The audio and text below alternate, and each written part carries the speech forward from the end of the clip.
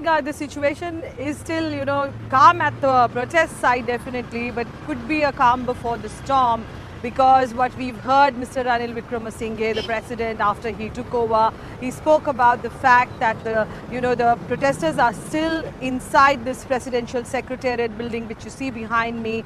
They are still occupying this, although they have vacated all the other official buildings and official residences of Prime Minister and President in Colombo. But this building is still with them, and the president has mentioned that it is illegal to occupy such buildings. And we have seen that the court had issued an order yesterday after the police went to the court with an input they had that the protesters will try to destroy the statues which are all along this road, which is the Gall Road, which is the main protest area.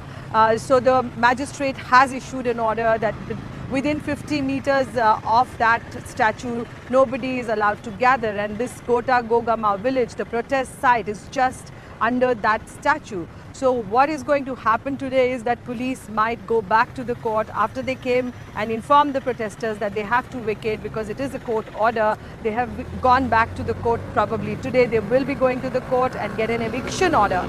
So if an eviction order comes in, then we might expect some kind of a tussle between the security forces and the protesters. We really don't know. But right now, this whole place is quite empty. Not many people here. It looks like the government is going to not tolerate this anymore, but that might lead to some clashes. We'll really have to wait and watch. But surely this new president, what we saw when he took over as an acting president, we saw a glimpse of what he can do.